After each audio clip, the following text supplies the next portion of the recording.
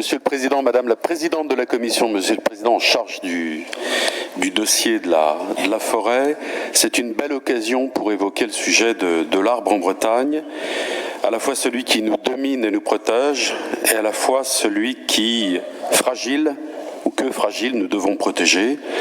Il me vient à l'esprit l'image des Ents à Isengard, pour les amateurs du Seigneur des Anneaux, qui se révoltent contre la destruction organisée par Saruman et par ses trolls et ses orques. Alors, l'arbre en Bretagne, c'est un paradoxe.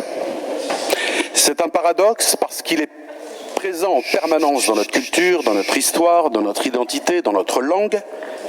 Notre histoire avec le mythe, était-ce vraiment un mythe de la grande forêt originelle dont les restes seraient la forêt de Brocéliande?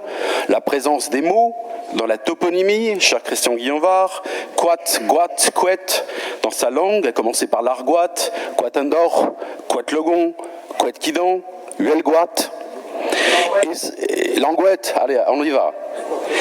Et puis, la présence, certes chez George Sand, mais également chez nos propres poètes et nos propres bardes. Permettez-moi de vous citer Gilles Servat, sans son inimitable voix, dans Arbre. Arbre, vous êtes les fleuves du ciel, vos feuilles sont des vallées, vos brindilles des ruisseaux, les nœuds de vos branches des confluents de rivières, vos troncs majestueux se jettent dans la terre. Et puis, on a nos lieux. Je ne suis pas complètement hors sujet, je vais y venir. Et puis, il y a nos lieux, l'arbre d'or de Brocéliande, mon cher Patrick, le chêne à la Vierge près de la Guerche de Bretagne pour les Brétiliens, ou la chapelle Sainte-Philomène, pardonnez-moi, à Merdrignac, avec cette Vierge nichée dans un châtaignier. Et cela aussi fait partie de notre culture. Alors non, je ne suis pas hors sujet, parce que nous... Non mais je me le dis également, nous ne sommes pas hors sujet, parce que, implanté dans notre culture, on a du mal parfois à en voir l'intérêt, le respect dans la réalité économique qui est la nôtre. Je vais partager avec vous, c'est pas mon habitude, mais un souvenir très personnel et familial. Il se trouve que mon père, ingénieur agronome, travaillant en chambre d'agriculture, dans les années 50, avait voulu que l'on crée dans les Côtes-d'Armor un poste de conseiller sylvicole, de conseiller forestier, disait-on à l'époque. Et je crois que c'est un des grands échecs de sa vie professionnelle, parce que le monde agricole, monsieur le vice-président, n'était pas ouvert à la question de l'arbre et de la forêt. Il l'a toujours vécu comme un échec criant, avec... cette histoire qui est derrière la lutte permanente du monde agricole contre la forêt en termes de défrichement, en termes de gains de terres agricoles, et puis peut-être un regard sociologique de lutte, mais là on va m'accuser de faire de la lutte des classes, contre le propriétaire des mêmes forêts. Voilà, donc on a ce paradoxe entre la présence terrible dans notre histoire et la question de ce paradoxe vis-à-vis notamment du monde agricole.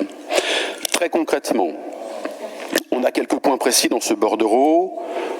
La question du bocage dans un premier temps, 19 millions d'euros de 2024, c'est moins poétique, pardonnez-moi, à 2027, avec plusieurs interrogations. Les interrogations qui ont été soulevées légitimement par Madame Tabar sur...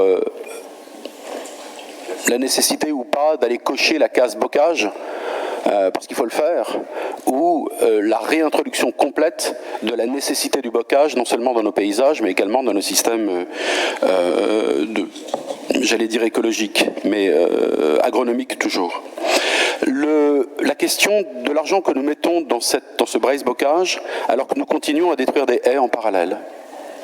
La question du financement public de ces plantations, alors que certaines d'entre elles, 2008 ou 2007, braise bocage, les premiers, alors que certaines d'entre elles, de ces haies, ont entre-temps été arrachées.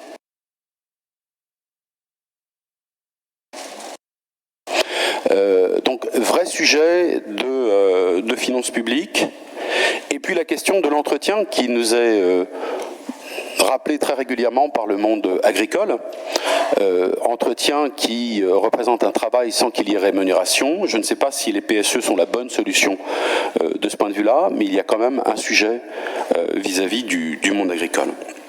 Deuxième point, la forêt.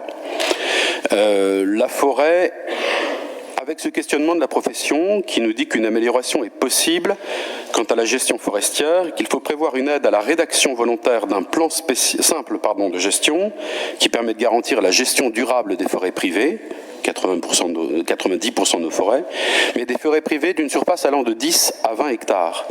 Au-dessus de 20 hectares, ces plans simples sont obligatoires. Et la même profession nous dit que, monsieur le vice-président, en Normandie et en Pays de la Loire, chez nos voisins et même dans la Bretagne des Pays de la Loire, il y a un mode d'accompagnement qui est prévu.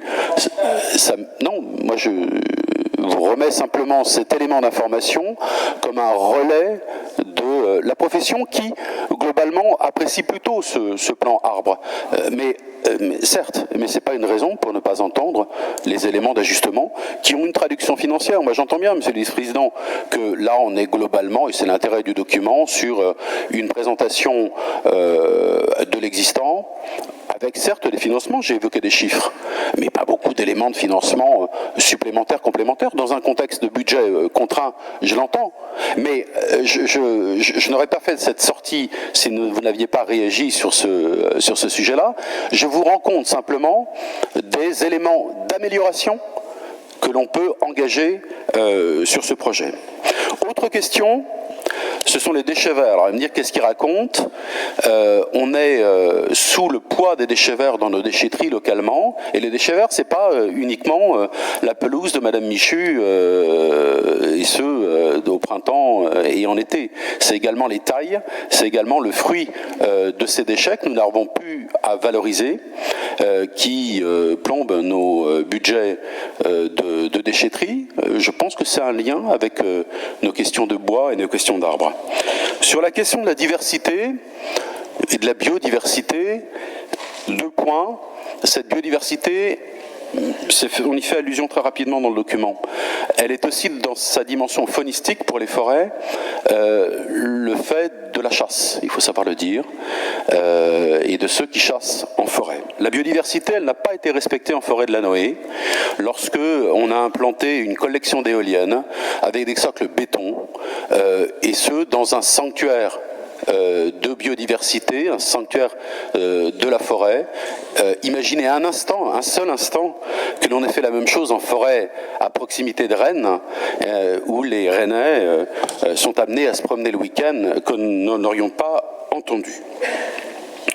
Sur la question de l'énergie, j'ai bien noté première énergie renouvelable. Alors, j'ai cru comprendre qu'à gauche, il y avait un débat à l'époque où Madame Royal nous interdisait ou évoquait la possibilité d'interdire les feux de cheminée. Bon, j'imagine que le débat est passé. La dimension du bois, énergie du bois de chauffage est importante, et elle est notamment importante chez nos compatriotes les plus modestes qui quelquefois ont des difficultés à se chauffer autrement. Cette question du bois de chauffage et du bois énergie nous interroge sur notre fameuse souveraineté dans le domaine. Parce que si nous sommes certes une région avec une présence de la forêt, elle n'est pas aussi importante qu'elle peut être dans d'autres régions. Et aujourd'hui, je m'interroge sur la capacité ou pas à pouvoir fournir, ne serait-ce que dans le domaine de l'énergie, le bois suffisant. Est-ce d'ailleurs un objectif ? Question. Sur l'arboriculture, moi je me réjouis de voir le sujet abordé, alors certes sous l'angle de nos pommiers, sous l'angle de nos jus de pommes, sous l'angle de notre cidre pur jus de pomme. Petite incise au passage à ceux qui, à Bruxelles, pourraient intervenir, avec qualitativement un progrès très sensible dans ce domaine-là, venant des arboriculteurs.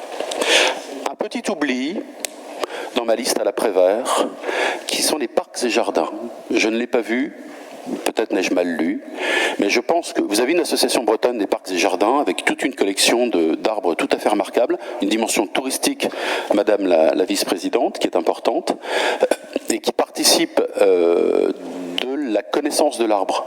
Vous avez un président de ces parcs et jardins qui est passionné de tout ça. Je pense que d'un point de vue touristique, alors on a les arbres remarquables, certes, hein, qui ont été recensés, c'est une bonne chose, mais je pense qu'on pourrait l'intégrer dans la façon de faire aimer l'arbre et pour partie la forêt.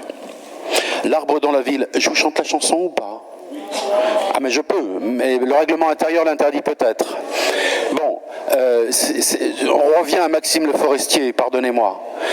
Alors, 3 incises dans le texte sur l'arbre dans la ville. Un peu court, jeune homme, dirait Cyrano. C'est aujourd'hui un élément dans des villes minéralisées qui est négligé. Alors je sais bien qu'on oppose à chaque fois que l'arbre ça fait des feuilles et que les feuilles tombent et qu'il faut des agents pour les ramasser, certes, mais dans toutes nos problématiques d'îlots de chaleur, c'est évoqué dans le document, je crois que là-dessus, j'entends bien qu'on n'est pas prescripteur, hein. Non, mais je suis élu local comme d'autres ici, j'en suis parfaitement conscient. Néanmoins, c'est un élément. Voilà en quelques mots, l'arbre est un combat contre la toute-puissance de l'homme, ça j'en suis convaincu, et un combat contre les éléments. Et nous revenons à notre tempête.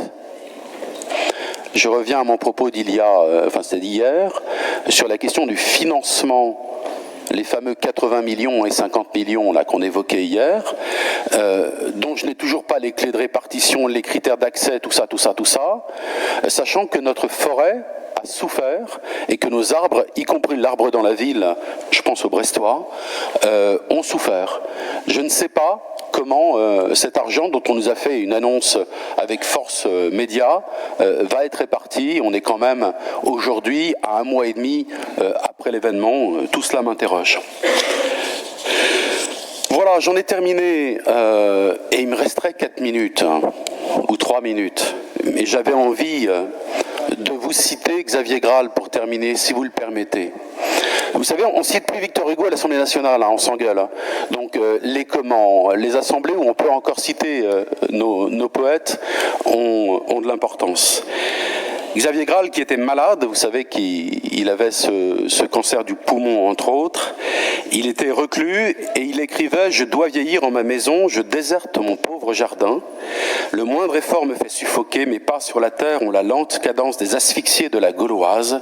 Mes arbres, pardonnez-moi. » Et cependant, les 2 cyprès d'Italie que j'avais pu croire près du trépas, voici en cet automne tumultueux qu'ils retrouvent leur verdeur, depuis que curieusement les vents soufflent en grande rage, et que je les ai débarrassés de leur tuteur, comme s'ils n'aimaient rien tant que la lutte et la liberté, comme s'ils voulaient m'inviter à ne point plier, comme s'ils me promettaient enfin de me donner le souvenir que je leur demandais, les paysages italiens, les torches de soleil, la Toscane en Finistère. Les sapins, eux aussi, plantés il y a 4 ans, semblent prendre hauteur et vigueur, mais seront-ils dans quelques années assez forts pour couper l'assaut des vents de mer, comme il me semble précaire et fragile quand ils secouent leurs rameaux dans la démence du suroît, et cependant dans l'embellie, ils sont toujours là, debout, plus verts que jamais, fidèles. J'en ai terminé, Monsieur le Président.